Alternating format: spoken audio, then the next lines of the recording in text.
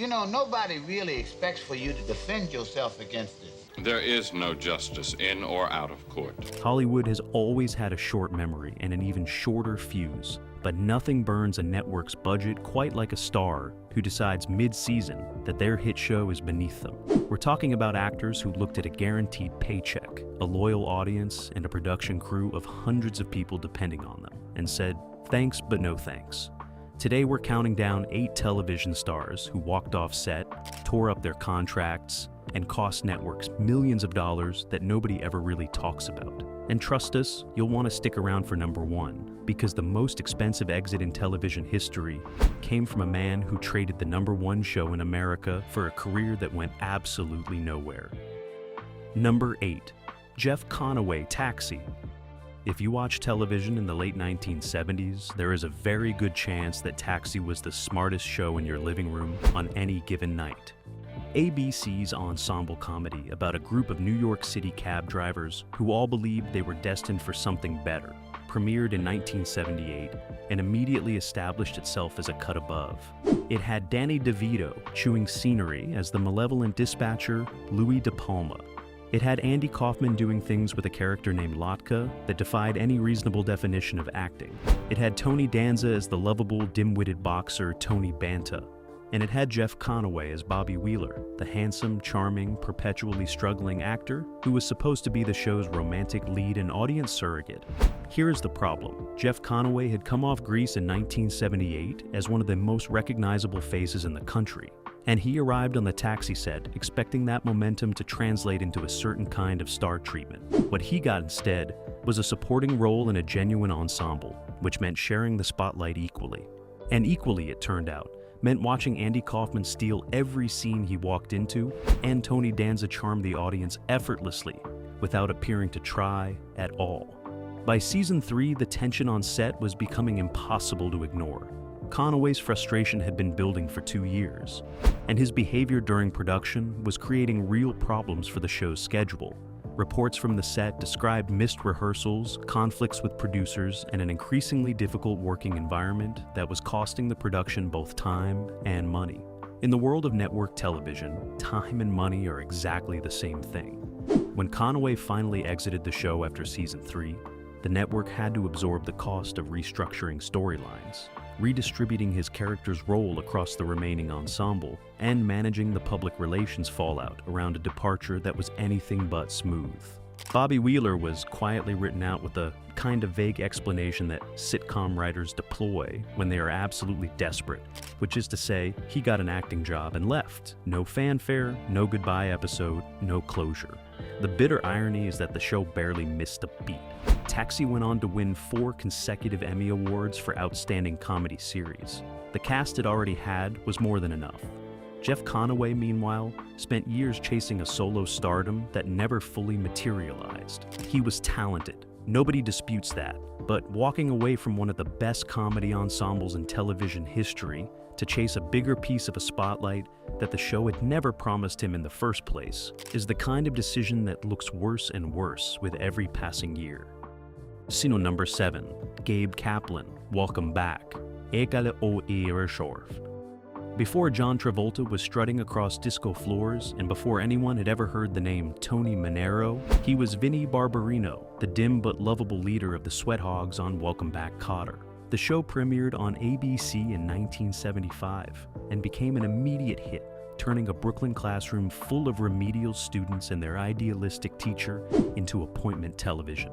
And at the center of it all was Gabe Kaplan as the title character, Gabe Cotter, the wisecracking teacher who had once been a sweat hog himself and returned to his old school to pass the torch. Now, here is the part of the story that tends to get glossed over.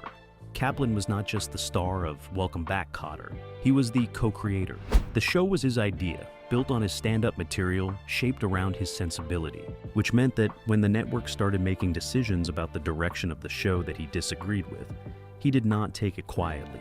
He took it loudly, repeatedly, and eventually in the form of salary demands and creative ultimatums that put him on a direct collision course with ABC.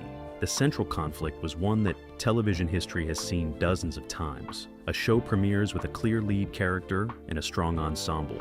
The ensemble gets popular, One ensemble member in particular gets extremely popular, and suddenly the network is looking at their original star and wondering how much they actually need him. In this case, that ensemble member was John Travolta, whose Vinnie Barbarino had gone from supporting player to cultural phenomenon in the space of about 18 months. Kaplan responded to his diminishing centrality the way many stars do when they feel the ground shifting under them.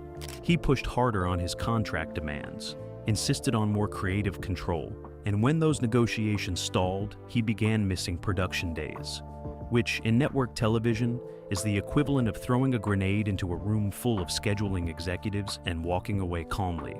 ABC was hemorrhaging money trying to work around his absences, rewriting scripts on the fly, and managing a production that was becoming less predictable by the week. By season 4, Kaplan's appearances had been reduced to a handful of episodes, and the show was essentially trying to function without its title character.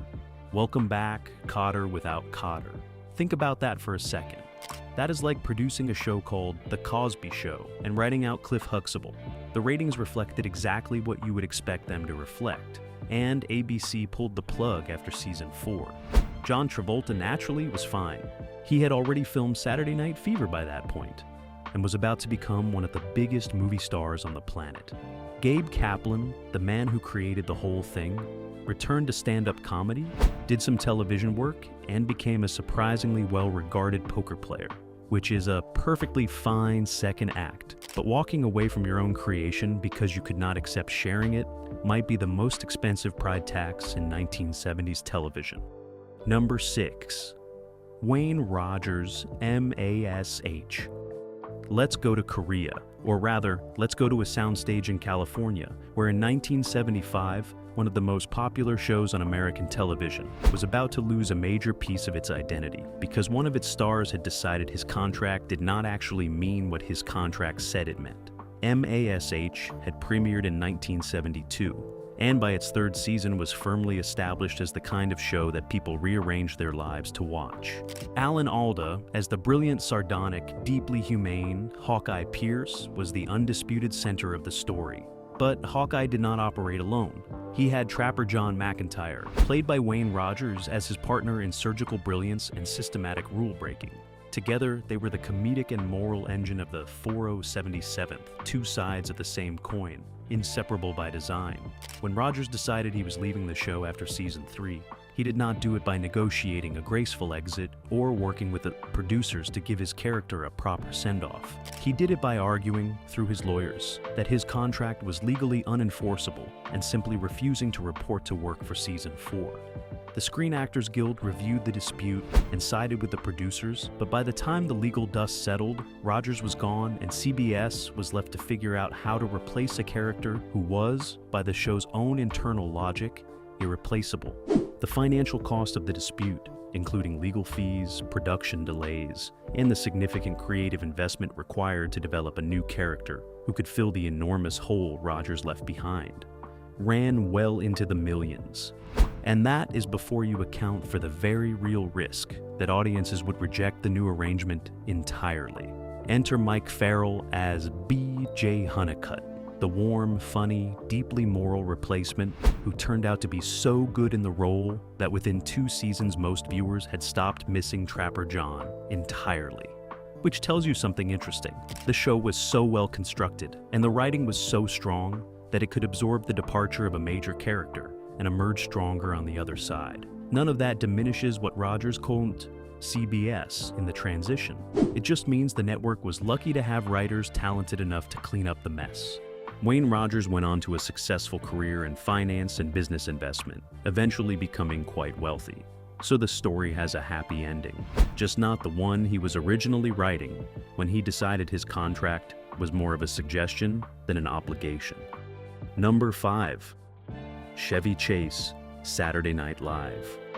In the fall of 1975, NBC took one of the most genuinely insane gambles in television history.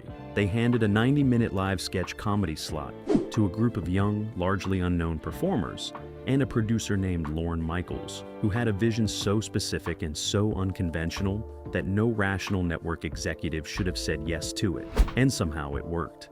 Saturday Night Live was not just a hit. It was a cultural detonation, and nobody benefited from that detonation more immediately or more visibly than Chevy Chase. His weekend update segments were razor sharp. His physical comedy was unlike anything network television had seen. His Gerald Ford impression was the kind of thing that gets quoted at dinner parties for decades. Within a matter of months, Chevy Chase was the breakout star of the most talked about show in the country, and he knew it with an absolute certainty that would shape every professional decision he made for the next 30 years. So he left, after one season, mid-contract, to pursue a film career. Now, to be fair to Chase, the film career started brilliantly. Foul Play in 1978. Caddyshack in 1980, Vacation in 1983. For a period of roughly 5 years, it looked like the bet had paid off spectacularly. But here is what tends to get overlooked in that narrative. His departure from SNL cost NBC a staggering amount in contractual renegotiations, talent restructuring, and the genuinely difficult creative problem of rebuilding the show's identity around a personality-shaped hole the size of a freight train. Lorne Michaels had constructed the first season's chemistry with Chase at its center. Removing him meant not just replacing a performer, but re-establishing the entire ensemble's internal balance. The writers had to recalibrate. The remaining cast had to redistribute, and NBC had to do all of it while publicly managing the narrative of a departure that Chase himself was not shy about framing as an inevitability, as if SNL had always been a stepping stone rather than a destination. Bill Murray eventually took over Weekend Update and, in the opinion of many people, elevated it. The show survived and went on to become one of the longest-running programs in television history. But Chase's departure in its first season cost the network real money and real momentum at the exact moment when both were most fragile. As for whether the film career ultimately justified the gamble, well, by the late 1980s, the answer was looking considerably less certain than it had in the summer of 1976. And by the time Chevy Chase returned to television as a series regular on Community in 2009, the wheel had turned in ways that nobody, least of all Chase himself, could have predicted when he walked off the SNL stage all those years ago. Number 4, Cybill Shepherd, Moonlighting.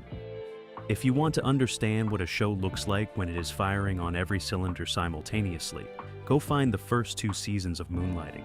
ABC's detective drama premiered in 1985 and immediately established itself as something genuinely different. The chemistry between Cybill Shepherd as Maddie Hayes, the former model turned reluctant business owner, and Bruce Willis as David Addison, the fast-talking, wisecracking investigator she inherited along with her detective agency, was the kind of thing you cannot manufacture in a writer's room. It either exists or it does not.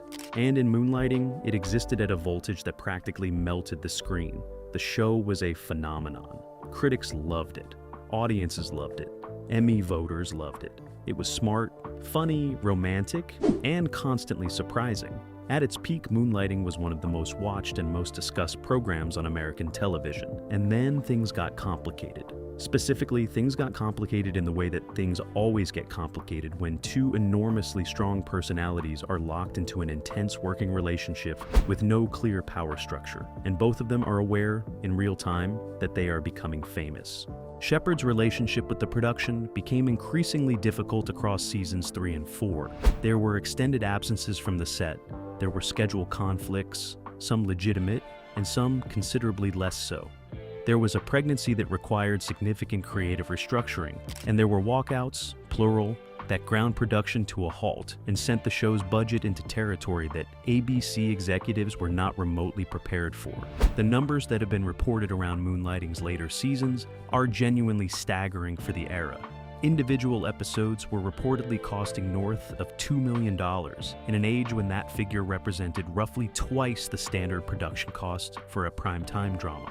The delays caused by cast conflicts were a significant driver of those overruns, and by the time the network added it all up across the show's final 2 seasons, the total financial damage was in the range of tens of millions of dollars above what had been budgeted. The show limped through its 4th and 5th seasons with a palpable sense that something essential had been lost. The chemistry that had made it electric was buried under the weight of off-screen conflict, and audiences felt it. Ratings declined sharply. the brilliant premise was never fully recovered.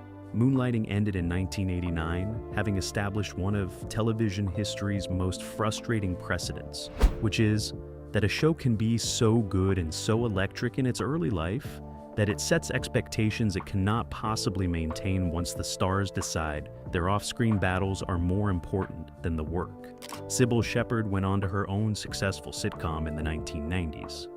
Bruce Willis became the biggest action star on the planet. Moonlighting, though, remains a case study in what happens when the people responsible for making the magic decide the magic can wait. Number 3. Brett Butler, Grace Under Fire. Here is a sentence that would have sounded absurd in 1993. Brett Butler's sitcom, Grace Under Fire, was pulling in 30 million viewers a week and was the second highest rated comedy on ABC behind Roseanne. 30 million viewers. In the current television landscape, a show that pulls 5 million viewers is considered a success. Grace Under Fire was not just a hit. It was a legitimate phenomenon, and Brett Butler, a sharp, tough, deeply funny comedian playing the single mother Grace Kelly, was the reason. And then, gradually, and then very suddenly, it all came apart. The details that emerged over time about the later seasons of Grace Under Fire describe a production environment that had become essentially unworkable. Butler's struggles with substance abuse were creating cascading problems across every aspect of the show. Shooting days that were supposed to run 8 hours were stretching into marathon sessions of 12, 14, 16 hours because the schedule kept collapsing around her availability and condition. Writers were cycling through the production at a rate that suggested the writer's room had a revolving door. Cast members came and went. Crew morale, by multiple accounts, had fallen through the floor. ABC's financial exposure from the production chaos in Grace Under Fire's later seasons has been estimated when you factor in overtime, rewrites, schedule overruns, and the extraordinary cost of trying to hold a top 10 show, together with increasingly inadequate structural support, at somewhere in the range of $20 to $30 million above normal production costs. That is not a rounding error. That is the kind of number that ends careers at the network level and prompts emergency meetings in conference rooms where nobody is entirely sure what to say. The show was canceled after season 5. Not quietly and not painlessly. The cancellation came with a kind of exhausted relief that was visible even in the network's official statements, which managed to say very little while somehow communicating everything. Brett Butler eventually got sober, rebuilt her life, and has spoken publicly and honestly about what happened during those years, with a clarity that is genuinely admirable. She is a survivor in the most literal sense of that word. But Grace Under Fire remains one of the starkest examples in television history of what it costs a network when a star's off-screen battles become the show's primary production problem. 30 million viewers. Gone in 3 seasons. Number 2. Patrick Duffy? Dallas Dallas in the mid-1980s was not just a television show. It was a national event. CBS's primetime soap opera about the feuding Ewing family and their Texas oil empire had been the most watched drama on American television for years. J.R. Ewing was the most famous villain on the planet. People in 30 countries had stayed up past midnight to find out who shot him. And Bobby Ewing, Patrick Duffy's warm, principled, and perpetually long-suffering younger brother, was the show's moral center. The reason audiences believed there was something worth rooting for amid all the scheming and backstabbing. So when Patrick Duffy decided after season 8 that he wanted to leave Dallas to pursue other projects, CBS faced a problem with no clean solution. Duffy was under contract. The negotiations were difficult, and when the dust settled and Duffy departed, the network made a decision that will live in television infamy for as long as television exists. They killed Bobby Ewing, not a dignified exit, not a transfer to another city or a business opportunity abroad. They killed the character in season 8's finale, hit by a car, and then spent the entirety of season 9 trying to rebuild the show around his absence. It did not work. The ratings, which had already been softening, fell significantly. Advertisers who had paid premium rates for Dallas's peak audience numbers were watching the guarantee behind those rates erode in real time. CBS was losing money not just on the production side, but on the revenue side, which is the kind of double-sided financial wound that makes network executives lose sleep. By the end of season 9, CBS had done something extraordinary. They went back to Patrick Duffy, apparently willing to meet whatever terms were required, and convinced him to return. And the method by which they explained Bobby Ewing's resurrection is one of the most astonishing creative decisions in the history of the medium. Pam Ewing, Bobby's ex-wife, woke up in her bed, and Bobby was in the shower, alive, healthy, looking slightly confused about why anyone was making such a fuss. The entire previous season had been her dream. One full season of Dallas, 29 episodes of primetime television, had been retroactively declared a dream sequence to accommodate the cost of losing and then regaining Patrick Duffy. The total cost to CBS across the negotiation, the ratings decline, the advertiser shortfall, and the creative damage to the show's credibility has never been precisely calculated. But the shower scene alone became the universal symbol of a network on its knees, willing to do anything, including break the fundamental contract between a show and its audience, to fix a problem that a mid-contract departure had created. Patrick Duffy returned, the ratings recovered somewhat, and Dallas limped forward for a few more seasons. But it was never quite the same. The trust had a crack in it that no amount of Texas oil money could fully seal. Number 1. McLean Stevenson, MASH. We are back in Korea, and this time we are talking about the single most consequential, most expensive, most instructive mid-contract departure in the history of American television. This is the story of McLean Stevenson, Lieutenant Colonel Henry Blake, and the decision that haunted one of the greatest careers that never quite happened. By 1974, MASH was not just a popular show, it was a cultural institution. 30 million people watched it every week. The cast had become as familiar as family. Alan Alda's Hawkeye Pierce was one of the defining characters of the era. And at the top of the 4077's command structure was Henry Blake, the bumbling, well-meaning, secretly competent commanding officer played by McLean Stevenson.